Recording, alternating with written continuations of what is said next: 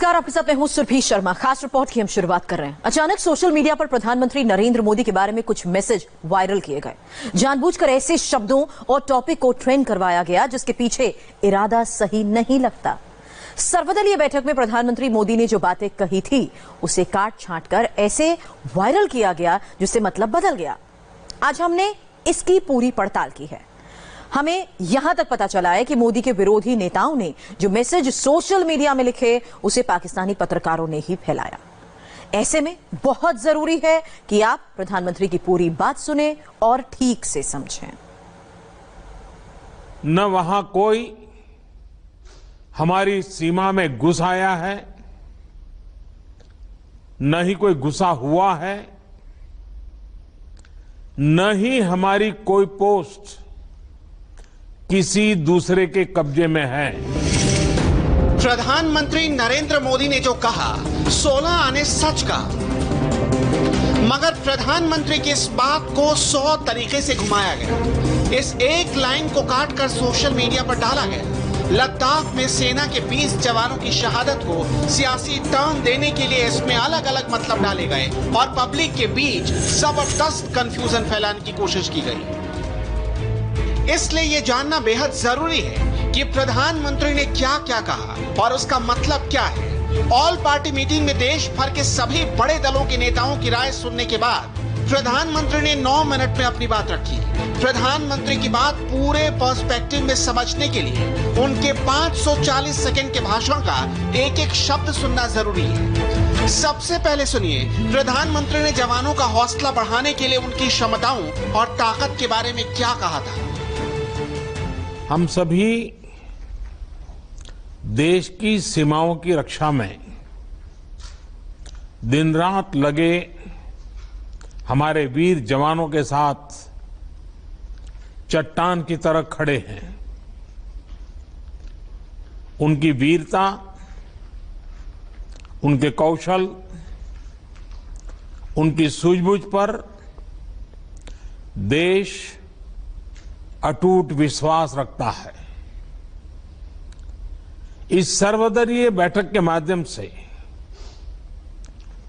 मैं शहीदों के परिवारों को भी विश्वास दिलाता हूं कि पूरा देश उनके साथ है, पूरा देश उन्हें नमन करता है। प्रधानमंत्री की एक लाइन को मोबाइल घुमाया जा रहा है। उसे देखकर अगर आपके मन में भी कुछ सवाल उठे हैं तो उन सवालों को शांत कर लीजिए। यह सही है कि चीन की सेना ने एलएसी पर हिमाकत करने की कोशिश की थी। उसका प्लान एलएसी का नक्शा बदलने का था, लेकिन भारतीय सेना के बहादुर जवानों ने चाइनीज डिजाइन को समय रहते पहचान लिया और उसे ध्वस्त कर दिया। यही बात प्रधानमंत्री ने भी कही है। लद्दाख में हमारे 20 जाबाज शहीद हुए, लेकिन जिन्होंने भारत माता की तरफ आंख उठाकर देखा था उन्हें वो सबक सिखा कर गए हैं।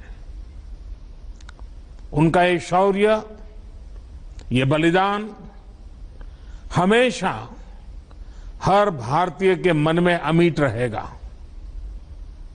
साथियों, निश्चित तौर पर चीन द्वारा एलएसी पर जो किया गया है उससे पूरा देश आहत है, आक्रोशित है।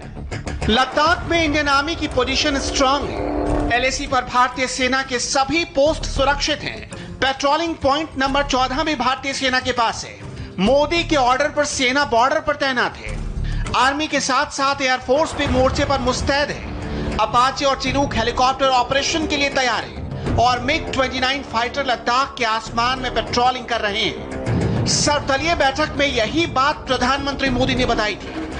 मैं आपको भी आश्वस्त कर रहा हूं कि हमारी सेना देश की रक्षा के लिए कोई कसर नहीं छोड़ रही है। डिप्लॉयमेंट हो, एक्शन हो, काउंटर एक्शन हो, जल थल नभ में हमारी सेनाओं को देश की रक्षा के लिए जो करना है वो कर रही है। आज हमारे पास ये कैपेबिलिटी है कि कोई भी हमारी 1 इंच जमीन की तरफ आंख उठाकर भी नहीं देख सकता। आज भारत की सेनाएं हर सेक्टर में एक साथ मूव करने में पूरी तरह सक्षम है। दिल्ली की मीटिंग में प्रधानमंत्री ने एक एक बात डिटेल में समझाई। रक्षा मंत्री और विदेश मंत्री ने भी प्रेजेंटेशन दिया। यानी भारतीय सेना और सरकार की पोजीशन के बारे में कंफ्यूजन की कोई गुंजाइश नहीं छोड़ी गई। लेकिन मुख्य विपक्षी दल के अध्यक्ष सोनिया गांधी ने सर्वदलीय बैठक में भी तीखे सवाल पूछे और बैठक के बाद राहुल गांधी ने सोशल मीडिया के जरिए सरकार पर हमला बोल दिया। राहुल गांधी के बाद उन्हीं की पार्टी के नेता चिदंबरम ने सरकार पर सवालों की झड़ी लगा दी। इसके बाद सरकार ने आधिकारिक बयान जारी करके अपना स्टैंड दोबारा क्लियर किया। मोदी सरकार ने लिखित तौर पर क्या क्या कहा उसे भी संक्षेप में समझ लीजिए। एलएसी पर किसी तरह का बदलाव बर्दाश्त नहीं होगा। भारतीय सेना चाइनीज आर्मी का मुंहतोड़ जवाब दे रही है। चाइनीज आर्मी एलएसी पर परमानेंट स्ट्रक्चर बना रही थी। भारतीय सेना के रोकने पर चीन के साथ खूनी संघर्ष हुआ। 16 बिहार रेजिमेंट के 20 जवानों ने सर्वोच्च बलिदान दिया। भारत के इलाके में चीन का कोई कब्जा नहीं है। भारत की ओर आंख उठाकर देखने वालों को हमारे वीर जवानों ने सबक सिखाया। सबसे महत्वपूर्ण बात यह कि भारत की सीमाएं सुरक्षित हैं और सरकार एलएसी में किसी भी तरह के एक पक्षीय बदलाव को मंजूर नहीं करेगी।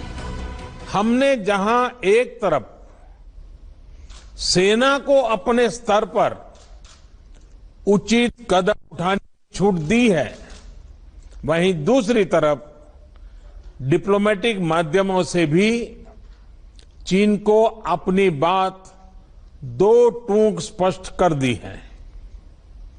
भारत पीस और फ्रेंडशिप चाहता है, लेकिन अपनी सॉवरेनिटी की रक्षा हमारे लिए सर्वोपरि है। ऐसे समय में जबकि सेना बॉर्डर की हिफाजत के लिए जान लड़ा रही है, ऑल पार्टी मीटिंग में कांग्रेस को छोड़कर बाकी सभी दलों ने सरकार और सेना के हर कदम पर बिना शर्त समर्थन का ऐलान किया था। इसके बावजूद राजनीतिक बयानबाजियां देश हित में कतई नहीं है। ये बात एकदम क्लियर हो गई है कि जब राहुल गांधी के ट्वीट को पाकिस्तान ने कोट करना शुरू कर दिया। पाकिस्तान के सीनियर जर्नलिस्ट हामिद मीर का ये ट्वीट देखिए, जिसमें वो राहुल गांधी के ट्वीट को कोट करके मोदी के अखंड भारत के सपने पर व्यंग कर रहे हैं। इस ट्वीट को देखकर हो सकता है कि राहुल गांधी को भी अपनी गलती का एहसास हो रहा हो। ऐसे में अच्छा होता कि वो प्रधानमंत्री की पूरी बात सुनने के बाद ही रिएक्ट करते। नए बने हुए इंफ्रास्ट्रक्चर की वजह से खासकर एलएसी में अब हमारी पेट्रोलिंग की कैपेसिटी भी बढ़ गई है। पेट्रोलिंग बढ़ने की वजह से अब सतर्कता बढ़ी है और एलएसी पर हो रही गतिविधियों के बारे में भी समय पर पता चल रहा है। जिन क्षेत्रों पर पहले बहुत नजर नहीं रहती थी, अब वहां भी हमारे जवान अच्छी तरह से मॉनिटर कर पा रहे हैं, रिस्पॉन्ड भी कर पा रहे हैं। अब तक जिनको कोई पूछता नहीं था, कोई रोकता टोकता नहीं था, अब हमारे जवान डगर डगर पर उन्हें रोकते हैं, उन्हें टोकते हैं। बेहतर हो रहे इंफ्रास्ट्रक्चर से एक मदद ये भी मिली है कि हमारे जवान जो उस कठिन परिस्थिति में वहां तैनात रहते हैं, उन्हें साजो सामान पहुंचाने में आसानी हुई है। जो बात प्रधानमंत्री ने मौखिक तौर पर समझाई थी, वही बात आज भारत सरकार ने लिखित तौर पर बताया है। सरकार के 2 पन्नों का बयान एक राष्ट्रीय दस्तावेज बन चुका है, जिसे आज से 50 साल बाद भी कोट किया जाएगा। इसलिए अब इसमें 2 अर्थ निकालने की कोई गुंजाइश नहीं है। साथियों, राष्ट्रहित, देशवासियों का हित हमेशा हम सभी की सर्वोच्च प्राथमिकता रही है। चाहे ट्रेड हो, कनेक्टिविटी हो, काउंटर टेररिज्म हो, भारत ने कभी किसी बाहरी दबाव को स्वीकार नहीं किया है। राष्ट्रीय सुरक्षा के लिए जो भी जरूरी कार्य है, जो भी जरूरी इंफ्रास्ट्रक्चर का निर्माण है, उसे इसी तरह तेज गति से आगे भी किया जाता रहेगा। सेना के 20 जवानों ने देश के लिए सर्वोच्च बलिदान दिया है। पूरे सैनिक सम्मान के साथ उनको आखिरी विदाई दी जा रही है। राहुल गांधी ने घायल जवान के पिता का वीडियो ट्वीट किया था। अब उसी जवान के पिता बलवंत सिंह ने राहुल को जवाब दिया है, जिसे उनको जरूर सुनना चाहिए। ये भारतीय सेना मजबूत सेना है, चीन को हरा सकती है और भी देशों को हरा सकती है। और राहुल गांधी, आप नेतागिरी मत करना, ये राजनीति अच्छी नहीं है। हमारा थोड़ा पहले भी फौज में शाह लड़ेगा, अभी फिर लड़ेगा, शेर बनेगा।